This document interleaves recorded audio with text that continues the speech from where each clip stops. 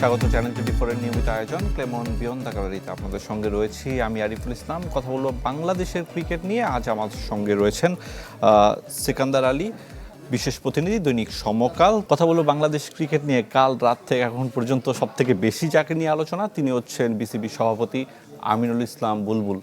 তিনি অস্ট্রেলিয়া চলে গেলেন, দেশে থাকছেন, নানা রকমের সংবাদ। শেষ পর্যন্ত দেখা গেল তিনি অফিসটা করছেন আজকে। কি বলবেন একদম শুরুতেই?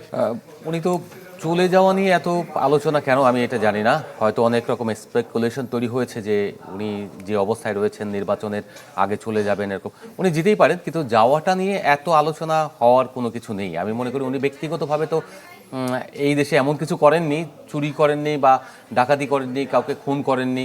ওনাকে পালিয়ে যেতে হবে এমন কোনো বিষয় না। উনি বাংলাদেশ ক্রিকেট বোর্ডের সম্মানিত সভাপতি এবং বাংলাদেশের ক্রিকেটের একজন সাবেক অধিনায়ক। সেই হিসেবে তার এভাবে লুকোচুরি করে যাওয়ার প্রয়োজন নেই। অনেক সময় হয়তো যান কোনো ব্যক্তিগত কারণে, কিন্তু যাওয়াটা তিনি যে যাবেন সেটা একটা সময়ে হয়তো কাজগুলো শেষ করে সেই পর্যন্ত সবাইকে অপেক্ষা করা উচিত ছিল। রাতে আপনি কোন সোর্স বললো বা কি হলো না হলো, এই যে আমরা দিন ভোরে সব কিছুর আলোচনা করলাম, এই আলোচনাটা এখন একটা মিথ্যা প্রমাণিত হলো। এটা কিন্তু একটা নেগেটিভ ভাইব তৈরি হলো। যে জিনিসটা হলো যে ওনাকে এত হাইপ দেওয়ার কোনো প্রয়োজন ছিল না, বা উনি যাচ্ছেন কেন। ঠিক আছে, উনি যেতেই পারেন। আমাদের মনে হয় সবগুলো মিডিয়া ওনার যাওয়াটাকে বেশি গুরুত্ব দিয়েছে এবং সেই গুরুত্ব দেওয়ার ফলে একটা মিস আন্ডারস্ট্যান্ডিং হয়েছে। এই মিস আন্ডারস্ট্যান্ডিংটা না হলে ভালো হতো। উনি তো বলেছেন যে সিকান্দার ভাই, আপনি কি বলবেন সবগুলো মিডিয়া না পার্টিকুলার মিডিয়া বা একটা গোষ্ঠী? এইভাবে বলা মুশকিল, কারণ নিউজের পেছনে যারা ছোটে তারা হয়তো নিউজের যারাই সুযোগ পাবে নিউজ পাবেন, তারা হয়তো নিউজ করবেন। কিন্তু সেই নিউজটা যেহেতু অ্যাবসলুটলি পারফেক্ট হয় তাহলে খুব ভালো, 80% বা তার কাছাকাছি হলেও ভালো। উনি যেহেতু বলছেন যে তিনি যাচ্ছেন না, সেই ক্ষেত্রে তাকে আমাদের সবাইকে একটু ধৈর্য ধারণ করা উচিত ছিল। এবং আজকে দিনে যদি তিনি দেখা যেত যে তিনি আসলে নেই বাংলাদেশে, তখন আপনি নিউজ লিখতে পারতেন, সমালোচনা লেখেন বা যেটাই লেখেন। কিন্তু আপনি যখন আগেই লিখে দিলেন সব কিছু, এটা হয়ে গেল, এখন তিনি অফিস করছেন, এটা একটা নেতিবাচক জায়গায় পৌঁছে গেল। কারণ একটা নিউজ হলে আমি লিখলে সেটা একটা মিসলিডিং হবে, আবার আপনি লিখলে সেটাও একটা মিসলিডিং হবে। বিকজ যখন আমরা লিখবো তো আরো 10টা মিডিয়া আমাদেরকে ফলো করবে। এটা ফলো করতে গিয়ে প্রথমটা তো হয়ে গেল যে সন্ধ্যায় আমরা শুনেছিলাম যে তিনি যাচ্ছেন, পরবর্তীতে তিনি ক্লিয়ারও করলেন একটা গণমাধ্যমে, তারপরে আবার মধ্যরাতে, আবার সকালবেলা অফিসে আসা। আমি যেটা হচ্ছে যে কালকে থেকে আমি মানে সম্পূর্ণ অপেক্ষা করছিলাম যে একদম নির্ভরযোগ্য সোর্স থেকে জানার জন্য যে তিনি আছেন কি নাই। তো এই জিনিসটা আমি যখন রাত 10টা পর্যন্ত মানে নিশ্চিত ছিলাম যে তিনি আছেন, তার মানে তিনি আছেন। তিনি যাবেন কি না সেটাও আমি জানি যে তিনি যাবেন না।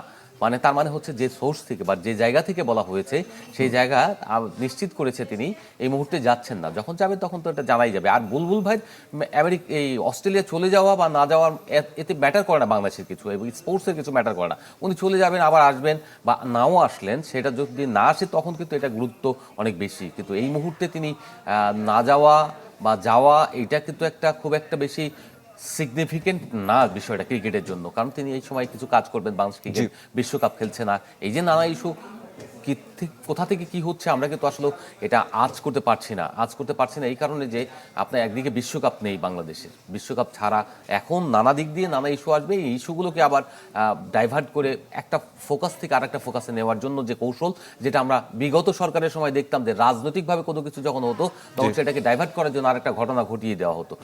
ক্রিকেটেও আমরা সেটা দেখতে পাচ্ছি।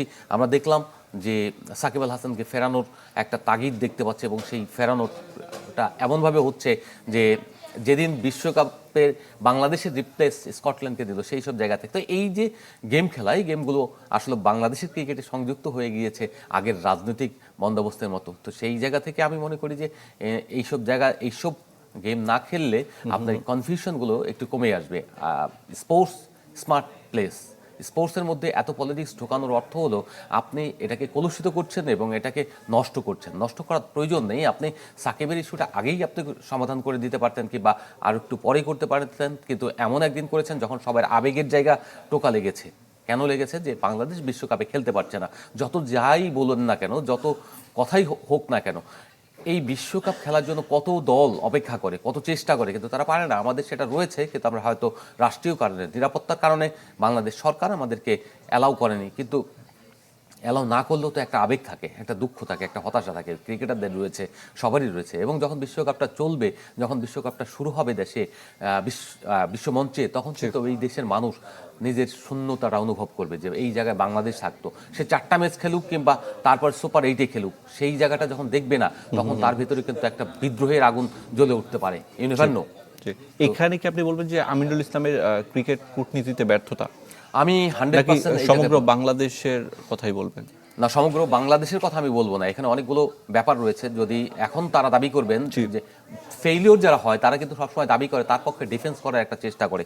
সেই চেষ্টা থেকে তারা হয়তো বলবেন যে এটা সরকার যদি কোনো সিদ্ধান্ত দেয় সেটা আমরা বদলাতে পারি না। সরকারকে আপনি আমি সবাই মিলেই সরকার। যারা প্রশাসনে থাকেন, যারা মন্ত্রণালয়গুলোতে দায়িত্ব পালন করেন, তারা সরকারের লিডিং পজিশন থাকে, বা তাদেরকে বোঝানোর দায়িত্ব হলো সংশ্লিষ্ট যে বিভাগ থাকে, সংশ্লিষ্ট যে প্রতিষ্ঠান থাকে। এখন বুলবুল সাহেব দুটো ওয়ে খোলা ছিল। একটা হচ্ছে যারা সদস্য দেশ, যারা ভোটে আমাদের বিরোধিতা করেছে, তাদের সঙ্গে যদি আপনি প্রপার নেগোসিয়েশন করতে পারতেন, প্রয়োজন বোধে শ্রীলঙ্কার সঙ্গে আপনি এমনভাবে ঘনিষ্ঠতা ডিমান্ড করতে পারতেন যে ডিমান্ডটা হয়তো তারা অনুরোধটা আপনার রাখতেও পারতো, কিংবা জিম্বাবুয়ে, শ্রীলঙ্কাকে বাদ দিলাম, কারণ শ্রীলঙ্কা রাজি হবে না তার গ্রুপে বাংলাদেশকে নিতে, কারণ তার মানে খাল কেটে কুমির আনতে চাইবে না কখনোই কেউ। কারণ হচ্ছে শ্রীলঙ্কা যখন দেখবে বাংলাদেশ তার গ্রুপে ঢুকে গিয়েছে, সে যদি বাংলাদেশের কাছে হেরে যায় এবং তখন অস্ট্রেলিয়ার বাংলাদেশ যদি আপনার কোয়ালিফাই করে সুপার 8-এ, তখন শ্রীলঙ্কার স্বাগতিক হিসেবে তার কোনো ভ্যালু থাকবে না। দর্শক এখানে ঈদ করবে না, সাড়া দেবে না। সেই ক্ষেত্রে আইসিসির ক্ষতিগ্রস্ত হবে। আইসিসি ক্ষতিগ্রস্ত নয় শুধু, আরও অনেক কিছুই হবে। যে জিনিসগুলো আইসিসি কেন বাংলাদেশকে এই জায়গায় ফিট করে নেয় শ্রীলঙ্কা, সেটা কিন্তু অনেকেই বুঝতে চেষ্টা করছে না, শুধু দিচ্ছে দিতে। কারণ শ্রীলঙ্কা চায় নাই। কেন চায় নাই শ্রীলঙ্কা? আপনি তো বুঝতেই পারছেন যে অস্ট্রেলিয়া রয়েছে, সেখানে শ্রীলঙ্কা বাংলাদেশ সমমানের ক্রিকেট দল। সমমানের ক্রিকেট দল যদি শ্রীলঙ্কা এখানে হেরে যায়, তাদের অতীত রেকর্ড আছে, বাংলাদেশের কাছে যদি হেরে যায়, তাহলে বাংলাদেশ কোয়ালিফাই করবে। বাংলাদেশ কোয়ালিফাই করলে তখন শ্রীলঙ্কার স্বাগতিক থেকেও আপনার তখন সাইডলাইন হয়ে যাবে, অর্থাৎ আপনার বিশ্বকাপ থেকে আউট হয়ে যাবে। বিশ্বকাপ থেকে আউট হয়ে যাওয়া মানে হচ্ছে স্বাগতিক হিসেবে যে একটা ক্রেজ থাকে, সেই ক্রেজের যে অর্থনৈতিক একটা ভ্যালু রয়েছে, সেই ভ্যালুটা ক্ষতিগ্রস্ত হবে আইসিসি। সেই কারণগুলো তো আইসিসি বিবেচনায় নিয়েছে। এছাড়া ধরেন ইংল্যান্ড বা অন্য দেশগুলো রয়েছে, তাদের তো সবারই একটা প্রিপারেশন ছিল। এইসব প্রিপারেশনের কারণে, এবং ইংল্যান্ডের যে দর্শকগুলো রয়েছে, সেই দর্শকরা আপনার আগে থেকেই টিকিট কেটে রেখেছে, হোটেল বুকিং দিয়ে রেখেছে, তাদের কথাও বিবেচনা করতে হয়, কারণ তারা হলো ক্রিকেটের বিগ স্টেক হোল্ডার, আমাদের চেয়েও বড়। তো সেই সব জায়গা থেকে যদি চিন্তা করেন, বাংলাদেশের লবিংটা অন্যভাবে হতে পারতো। সেটা ইংল্যান্ড, অস্ট্রেলিয়া, সরি জিম্বাবুয়ে বা এরকম আরও কারোর সঙ্গে হতে পারতো, কিন্তু সেটা আপনি প্রপারলি করতে পারেননি, অথবা আপনি হয়তো ইনএক্সপিরিয়েন্সের কারণে এটা আপনি পিছিয়ে পড়েছেন এই জায়গায়। এমনি থেকে আপনার মনে হচ্ছে যে পাকিস্তান সত্যিকার অর্থেই বাংলাদেশের পাশে দাঁড়াবে? সেটা মুখের কথায় না, আমার কাছে মনে হয় তো না। তাদের ক্রিকেটারদের বসার কথা ছিল। দেখেন, এখন পর্যন্ত যা হচ্ছে সবকিছু আইওয়াশ কেন? কারণ হচ্ছে এই যে একটা অবস্থান নিয়েছে, সেটা হলো তার দেশের মানুষকে দেখাচ্ছে, এবং বাংলাদেশের মানুষকেও একটা ফ্যান্টাসির মধ্যে ঢুকিয়ে রাখছে পাকিস্তান। কেন রাখছে?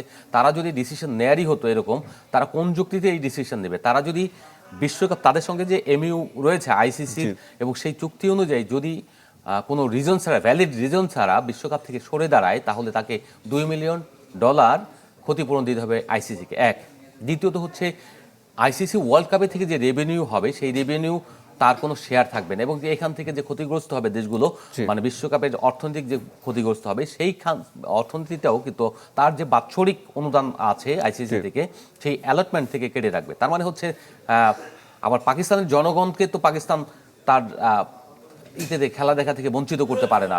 পাকিস্তান যে সময় বিশ্বকাপ খেলার কথা নয়, সেই সময় ভারতে গিয়ে বিশ্বকাপ খেলেছে। 2011 সাল তাদের সঙ্গে দ্বন্দ্ব, তবু তো পাকিস্তান ভারতে গিয়ে বিশ্বকাপ খেলেছে। 2016 সাল তাদের সঙ্গে দ্বন্দ্ব, যাওয়ার কথা না, সব বিশ্ব উত্তেজনা, সেই উত্তেজনার সমস্ত জল ঢেলে দিয়ে তারা কিন্তু 16 সালে বিশ্বকাপ খেলেছে। 2023 সাল তাদের যাওয়ারই কথা না, যুদ্ধংদেহী সবসময়, কিন্তু তারা কিন্তু ঠিকই গিয়ে ভারতে বিশ্বকাপ খেলেছে। সেই দলের কাছ থেকে আপনি আশা করতেই পারেন না যে বাংলাদেশকে তারা বাংলাদেশের জন্য এভাবে একটা সিদ্ধান্ত নিবে। আমরা একজন দর্শকের কাছে চলে যাচ্ছি, যিনি অপেক্ষায় রয়েছেন। দর্শক, আপনার নাম, পরিচয় জানিয়ে কোনো প্রশ্ন কিংবা মতামত থাকলে জানাতে পারেন। আসসালামু আলাইকুম। ওয়ালাইকুম আসসালাম। নাগাইশ ব্রাহ্মণপাড়া। জি, আমার প্রশ্নটা হলো সেকেন্ডারি যে ভাইয়া, আমরা যে আইসিসি কে কি আমরা আমাদের কথাগুলো বুঝতে ব্যর্থ হয়েছি না আইসিসির ভাষাটা বাংলাদেশ সরকার কিংবা ক্রিকেট বোর্ড বুঝতে ব্যর্থ হয়েছে? এই বিষয় বিষয়টা আমাকে একটু ক্লিয়ার করে বলবেন। আরেকটা বিষয় হলো, আজকে যদি 12 এই জায়গায় থাকতো, 12 যদি আইসিসির কাছে এই আবেদনটা করতো বাংলাদেশে এসে খেলবে না কিংবা শ্রীলঙ্কা যায় খেলবে না, তাৎক্ষণিকভাবে আইসিসি ভারতের জন্য কি এই ব্যবস্থাটা অন্য কোনো দেশের ব্যবস্থাটা করতো কিনা, এই বিষয়টা আমাকে একটু জানাবেন। জি। জি, তার কথা হচ্ছে আইসিসির বার্তা বাংলাদেশ সরকার ঠিকঠাক বুঝতে পেরেছে কিনা।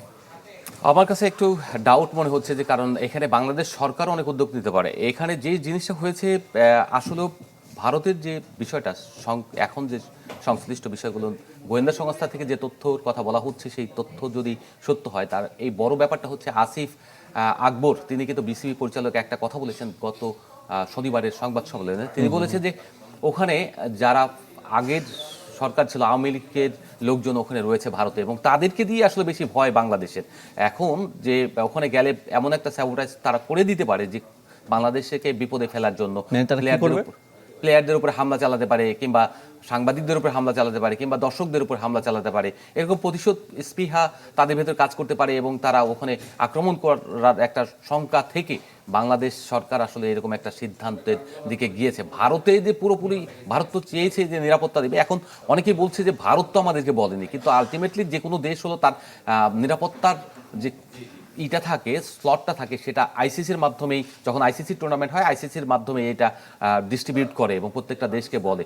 আর আইসিসির নিজস্ব একটা প্র্যাকটিস রয়েছে, তাই সে দেশ না, কিন্তু তার একটা নিজস্ব প্র্যাকটিস রয়েছে। সেই যে দেশ হোস্ট হয় সেই দেশের কাছ থেকে একটা প্রপার নিরাপত্তা গাইডলাইন নেয় এবং সেই নিরাপত্তাগুলি এনশিওর করে প্রথমে।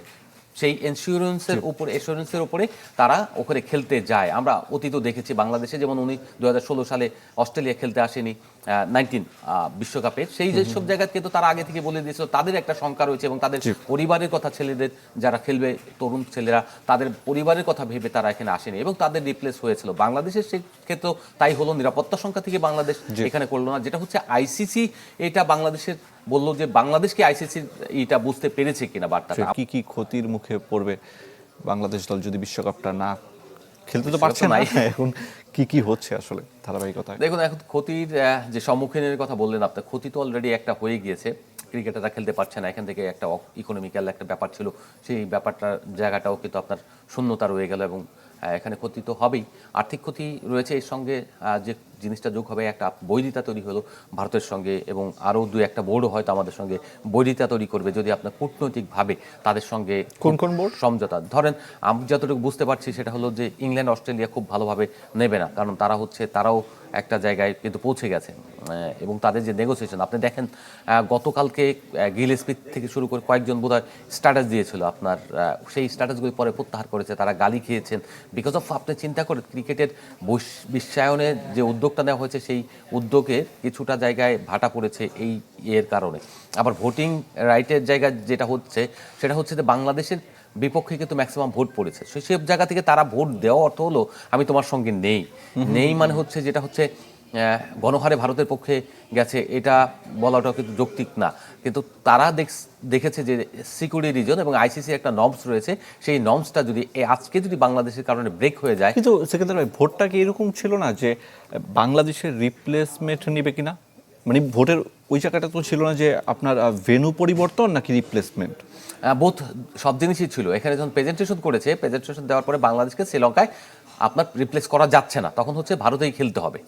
ভারতেই খেলতে হবে মানে হচ্ছে যে আপনি কেন রিপ্লেস করা যাচ্ছে না সেটার কারণ কিন্তু তারা ব্যাখ্যা করেছে। একটা হলো লজিস্টিক কারণ, সেটা মিনিমাম একেবারে ছোট কারণ, কিন্তু অন্য দলগুলো চাচ্ছে না। এবং শ্রীলঙ্কা কিন্তু বলেছে আমরা আমাদের গ্রুপে বাংলাদেশকে চাই না। আপনাকে যেটা আমি বললাম কিছুক্ষণ আগে, আপনি খাল কেটে কুমির আনবে না, কারণ হচ্ছে যে এখানে বাংলাদেশ না মানেই শ্রীলঙ্কা থ্রেডের মধ্যে পড়ে যাওয়া। এসব গ্রুপে হয়েছে, তাহলে কেন আমি আমার জায়গায় আসবো? সেম থিং বাংলাদেশে যদি হতো, একই কাজ আমিও করতাম, বাংলাদেশও করতো। তো সেই জায়গায় আপনার এই যে আপনি স্কটল্যান্ড আয়ারল্যান্ডকে সরিয়ে এখানে আপনি স্লটে বি গ্রুপে আপনি ইন করতে চেয়েছিলেন, সেই ইন করার দাবি কিন্তু আপনার ধোপে টেকেনি। শুধু তাই না, অন্য দলগুলো যারা আমাদের গ্রুপে রয়েছে, সি গ্রুপে ছিল, তারাও কিন্তু বিরোধিতা করেছে, তারা ওইখানে খেলতে পারে। একটা উপায় ছিল হয়তো, যদি অন্য দলগুলো রাজি হতো যে বাংলাদেশকে শ্রীলঙ্কায় রেখে ওই রকম অন্য দলগুলো এখন ট্রাভেল করে করে গিয়ে খেলবে, কিন্তু তারাও সেই জায়গায় রাজি হয়নি, যে কারণে আপনারা আসলে বাংলাদেশকে রিপ্লেস করতে পারেনি। তবে যদি ভারত চাইতো, জয়শাহ চাইতো, আমি দৃঢ়ভাবে বিশ্বাস করি তাহলে এটা ইজিলি